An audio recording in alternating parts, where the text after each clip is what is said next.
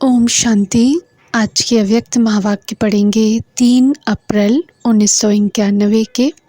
मुरली का टाइटल है सर्व हदों से निकल बेहद के वैरागी बनो।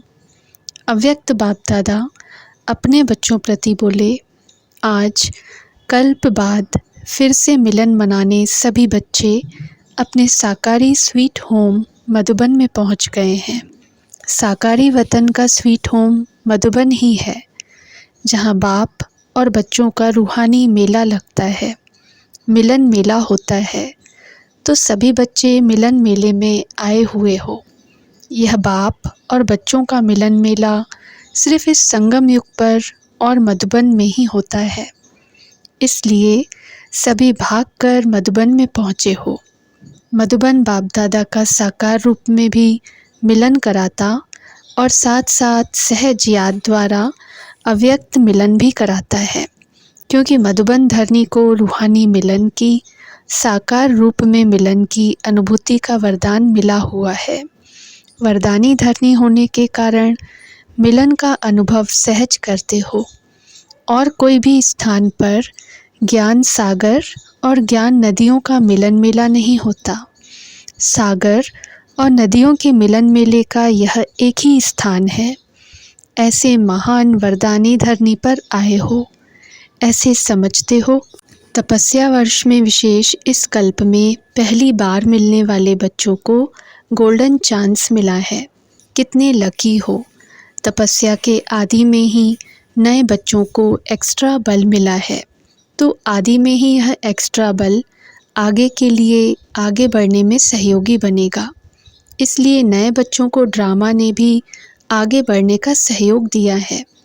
इसलिए यह उल्हना नहीं दे सकेंगे कि हम तो पीछे आए हैं। नहीं, तपस्या वर्ष को भी वरदान मिला हुआ है। तपस्या वर्ष में वरदानी भूमि पर आने का अधिकार मिला है, चांस मिला है। यह एक्स्ट्रा भाग्य कम नहीं है। यह वर्ष का, मधुबन धरनी का और अपने पुरुषार्थ का, तीनों वरदान विशेष आप नए बच्चों को मिले हुए हैं। तो कितने लकी हुए। इतने अविनाशी भाग्य का नशा साथ में रखना। सिर्फ यहाँ तक नशा न रहे, लेकिन अविनाशी बाप है, अविनाशी आप श्रेष्ठ आत्माएं हो, तो भाग्य भी अविनाशी है। अविनाशी भाग्य को अविनाशी रखना, यह सिर्फ सहज अटेंशन देने की बात है। टेंशन वाला अटेंशन नहीं, सहज अटेंशन हो। और मुश्किल है भी क्या। मेरा बाबा जान लिया, मान लिया। तो जो जान लिया, मान लिया, अनुभव कर लिया, अधिकार प्राप्त हो गया, फिर मुश्किल क्या है। सिर्फ एक ही मेरा बाबा, यह अनुभव होता रहे, यही फुल नॉलेज है। एक बाबा शब्द में सारा आदि मध्य अंत का ज्ञान समाया हुआ है। क्योंकि बीज है ना, बीज में तो सारा झाड़ समाया हुआ होता है ना। विस्तार भूल सकता है, लेकिन सार एक बाबा शब्द, यह याद रहना मुश्किल नहीं है। सदा सहज है ना, कभी सहज कभी मुश्किल नहीं। सदा बाबा मेरा है कि कभी कभी मेरा है। जब सदा बाबा मेरा है तो याद भी सदा सहज है, कोई मुश्किल बात नहीं। भगवान ने कहा आप मेरे और आपने कहा आप मेरे, फिर क्या मुश्किल है। इसलिए विशेष नए बच्चे और आगे बढ़ो। अभी भी आगे बढ़ने का चांस है। अभी फाइनल समाप्ति का बिगुल नहीं बजा है, इसलिए उड़ो और औरों को भी उड़ाते चलो। इसकी विधि है वेस्ट अर्थात व्यर्थ को बचाओ। बचत का खाता, जमा का खाता बढ़ाते चलो, क्योंकि 63 जन्म से बचत नहीं की है, लेकिन गंवाया है। सभी खाते व्यर्थ गंवा कर ख़त्म कर दिया है। श्वास का खजाना भी गंवाया, संकल्प का खजाना भी गंवाया, समय का खजाना भी गंवाया, गुणों का खजाना भी गंवाया, शक्तियों का खजाना भी गंवाया, ज्ञान का खजाना भी गंवाया। कितने खाते खाली हो गए। अभी इन सभी खातों को जमा करना है। जमा होने का समय भी अभी है, और जमा करने की विधि भी बाप द्वारा सहज मिल रही है। विनाशी खजाने खर्च करने से कम होते हैं, खुटते हैं, और यह सब खजाने जितना स्व के प्रति और औरों के प्रति शुभ वृत्ति से कार्य में लगाएंगे, उतना जमा होता जाएगा, बढ़ता जाएगा। यहाँ खजानों को कार्य में लगाना यह जमा की विधि है, वहाँ रखना जमा करने की विधि है, और यहाँ लगाना जमा करने की विधि है। फ़र्क है। समय को स्वयं प्रति या औरों के प्रति शुभ कार्य में लगाओ तो जमा होता जाएगा। ज्ञान को कार्य में लगाओ। ऐसे गुणों को, शक्तियों को जितना लगाएंगे उतना बढ़ेगा। यह नहीं सोचना जैसे वह लॉकर में रख देते हैं और समझते हैं बहुत जमा है। ऐसे आप भी सोचो, मेरे बुद्धि में ज्ञान बहुत है, गुण भी मेरे में बहुत हैं, शक्तियाँ भी बहुत हैं। लॉकअप करके नहीं रखो, यूज़ करो। समझा? जमा करने की विधि क्या है? कार्य में लगाना। स्वयं प्रति भी यूज़ करो, नहीं तो लूज़ हो जाएंगे। कई बच्चे कहते हैं कि सर्व खजाने मेरे अंदर बहुत समाये हुए हैं, लेकिन समाये हुए की निशानी क्या है? समाये हुए हैं अर्थात जमा है, तो उसकी निशानी है स्व प्रति व औरों के प्रति समय पर काम में आए। काम में आए ही नहीं और कहें बहुत जमा है, बहुत जमा है, तो इसको यथार्थ जमा की विधि नहीं कहेंगे। इसलिए अगर यथार्थ विधि नहीं होगी तो समय पर संपूर्णता की सिद्धि नहीं मिलेगी, धोखा मिल जाएगा, सिद्धि नहीं मिलेगी। गुणों को, शक्तियों को कार्य में लगाओ तो बढ़ते जाएंगे। तो बचत की विधि, जमा करने की विधि को अपनाओ, फिर व्यर्थ का खाता स्वतः ही परिवर्तन हो, सफल हो जाएगा। जैसे भक्ति मार्ग में भी यह नियम है कि जितना भी आपके पास स्थूल धन है तो उसके लिए कहते हैं दान करो, सफल करो तो बढ़ता जाएगा। सफल करने के लिए कितना उमंग उत्साह बढ़ाते हैं। भक्ति में भी तो आप भी तपस्या वर्ष में सिर्फ यह नहीं चेक करो कि व्यर्थ कितना गवाया, व्यर्थ गवाया वह अलग बात है, लेकिन यह चेक करो कि सफल कितना किया। जो सारे खजाने सुनाए, गुण भी है बाप की देन, मेरा यह गुण है, मेरी शक्ति है, यह स्वप्न में भी गलती नहीं करना, यह बाप की देन है तो प्रभु देन। परमात्म देन को मेरा मानना यह महापाप है। कई बार कई बच्चे साधारण भाषा में सोचते भी हैं और बोलते भी हैं कि मेरे इस गुण को यूज़ नहीं किया जाता, मेरे में यह शक्ति है, मेरी बुद्धि बहुत अच्छी है, इसको यूज़ नहीं किया जाता है। मेरी कहाँ से आई, मेरी कहा और मैली हुई। भक्ति में भी यह शिक्षा 63 जन्मों से देते रहे कि मेरा नहीं मानो, तेरा मानो, लेकिन फिर भी माना नहीं, तो ज्ञान मार्ग में भी कहना तेरा और मानना मेरा, यह ठगी यहाँ नहीं चलती। इसलिए प्रभु प्रसाद को अपना मानना यह अभिमान और अपमान करना है। बाबा बाबा शब्द कहाँ भी भूलो नहीं। बाबा ने शक्ति दी है, बुद्धि दी है, बाबा का कार्य है, बाबा का सेंटर है, बाबा की सब चीज़ें हैं। ऐसे नहीं समझो मेरा सेंटर है, हमने बनाया है, हमारा अधिकार है। हमारा शब्द कहाँ से आया? आपका है क्या? गठरी संभाल कर रखी है क्या? कई बच्चे ऐसा नशा दिखाते हैं, हमने सेंटर का मकान बनाया है तो हमारा अधिकार है, लेकिन बनाया किसका सेंटर? बाबा का सेंटर है ना। तो जब बाबा को अर्पण कर दिया तो फिर आपका कहाँ से आया, मेरा कहाँ से आया? जब बुद्धि बदलती है तो कहते हैं मेरा है, मेरे मेरे ने ही मैला किया, फिर मैला होना है। जब ब्राह्मण बने तो ब्राह्मण जीवन का बाप से पहला वायदा कौन सा है? नयों ने वायदा किया है या पुरानों ने किया है? नए भी अभी तो पुराने होकर आए हो ना, निश्चय बुद्धि का फॉर्म भरकर आए हो ना। तो सबका पहला पहला वायदा है तन मन धन और बुद्धि सब तेरे। यह वायदा सभी ने किया है। अभी वायदा करने वाले हो तो हाथ उठाओ, जो समझते हैं कि आई विल के लिए कुछ तो रखना पड़ेगा। सब कुछ बाप को कैसे दे देंगे, कुछ तो किनारा रखना पड़ेगा। जो समझते हैं कि यह समझदारी का काम है, वह हाथ उठाओ। कुछ किनारे रखा है, देखना, फिर यह नहीं कहना कि हमको किसने देखा, इतनी भीड़ में किसने देखा। बाप के पास तो टीवी बहुत क्लियर है, उससे छिप नहीं सकते हो। इसलिए सोच समझ करके थोड़ा रखना हो, भल रखो। पांडव क्या समझते हो, थोड़ा रखना चाहिए। अच्छी तरह से सोचो, जिनको रखना है वे अभी हाथ उठा लें, बच जाएंगे। नहीं तो यह समय, यह सभा, यह आपका कांध का हिलाना, यह सब दिखाई देगा। कभी भी मेरापन नहीं रखो। बाप कहा और पाप गया। बाप नहीं कहते तो पाप हो जाता है। पाप वश के हो कर के फिर बुद्धि काम नहीं करती है।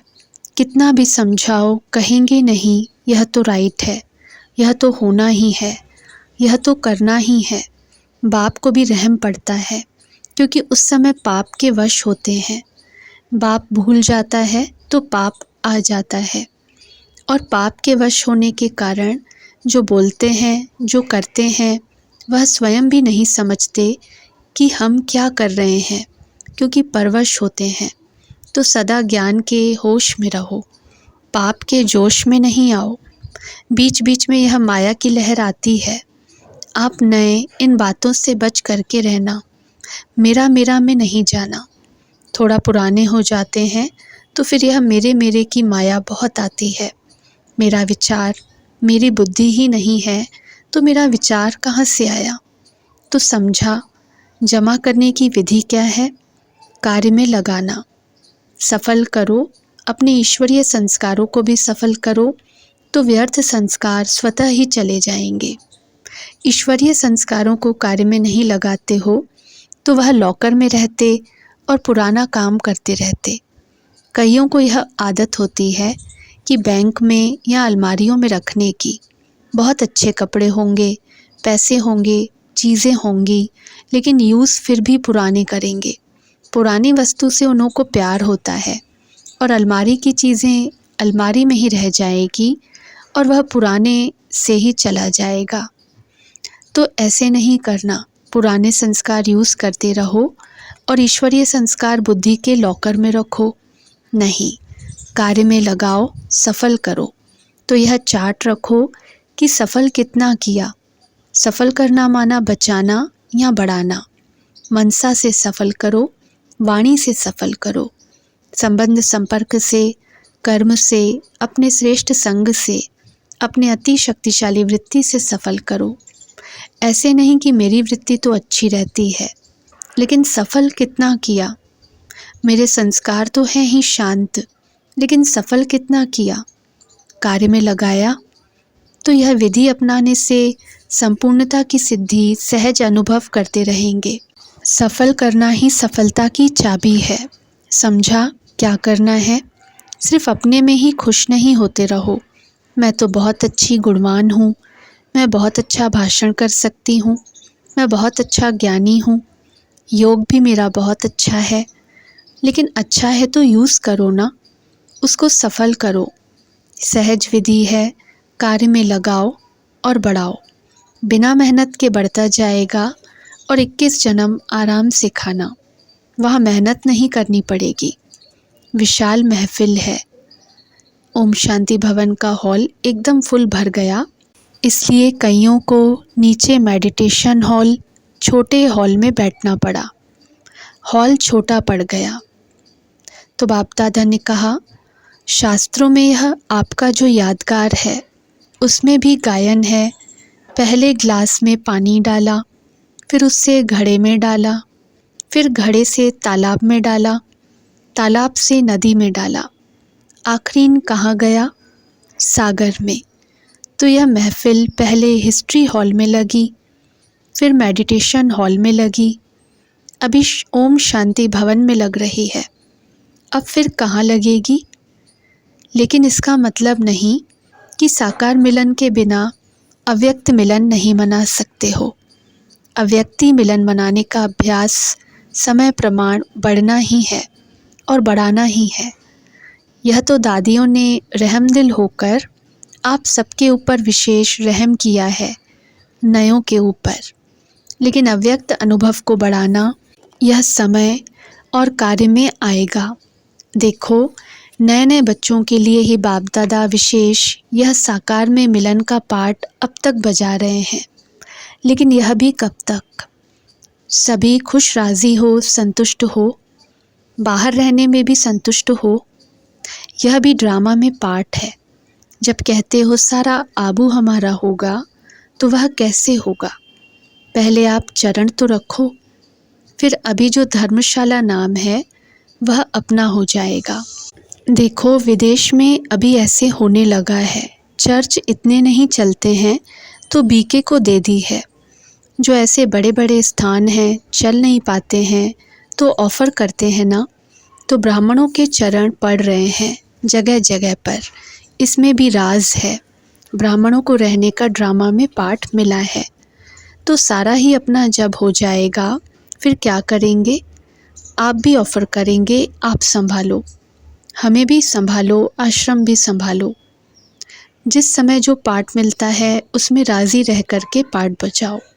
अच्छा, मधुबन निवासी और टीचर्स सभी नीचे सुन रहे हैं, सुनने द्वारा मिल रहे हैं। टीचर्स और मधुबन निवासियों को सेवा का प्रत्यक्ष फल सबके संतुष्टता की दुआएं मिलती हैं। यह ब्राह्मण आत्माओं की या बाप की दुआएं एक्स्ट्रा लिफ्ट के रूप में काम में आती हैं। यह ब्राह्मण आत्माओं के दिल की दुआएं कम नहीं हैं। अच्छा, चारों ओर के सर्व मिलन मनाने के, ज्ञान रतन धारण करने के चात्रक आत्माओं को आकार रूप में व साकार रूप में मिलन मेला मनाने वाली श्रेष्ठ आत्माओं को, सदा सर्व खजानों को सफल कर सफलता स्वरूप बनने वाली आत्माओं को, सदा मेरा बाबा और कोई हद का मेरापन अंश मात्र भी न रखने वाले ऐसे बेहद के वैरागी आत्माओं को, सदा हर समय विधि द्वारा संपूर्णता की सिद्धि प्राप्त करने वाले बच्चों को बाप दादा का याद प्यार और नमस्ते। दादियों से सदैव कोई नई सीन होनी चाहिए ना। यह भी ड्रामा में नई सीन थी जो रिपीट हुई। यह सोचा था कि यह हॉल भी छोटा हो जाएगा। सदा एक सीन तो अच्छी लगती नहीं, कभी कभी की सीन अच्छी लगती है। यह भी एक रूहानी रौनक है ना। इन सभी आत्माओं का संकल्प पूरा होना था, इसलिए यह सीन हो गई। यहाँ से छुट्टी दे दी, भले आओ, तो क्या करेंगे? अभी तो नए और बढ़ने हैं, और पुराने तो पुराने हो गए। जैसे उमंग से आए हैं वैसे अपने को सेट किया है। यह अच्छा किया है। विशाल तो होना ही है, कम तो होना है ही नहीं। जब विश्व कल्याणकारी का टाइटल है तो विश्व के आगे यह तो कुछ भी नहीं है। वृद्धि भी होनी है और विधि भी नए से नई होनी है। कुछ न कुछ तो विधि होती रहनी है। अभी वृत्ति पावरफुल होगी, तपस्या द्वारा वृत्ति पावरफुल हो जाएगी तो स्वतः ही वृत्ति द्वारा आत्माओं की भी वृत्ति चेंज होगी। अच्छा, आज सब सेवा करते थकते तो नहीं होना? मौज में आ रहे हो, मौज ही मौज है। अच्छा, पार्टियों से सदा अपने को एकरस स्थिति में अनुभव करते हो। एकरस स्थिति है या और हद के रस आकर्षित करते हैं? निरंतर योगी बन गए? सदा पावरफुल योग है या फ़र्क पड़ता है?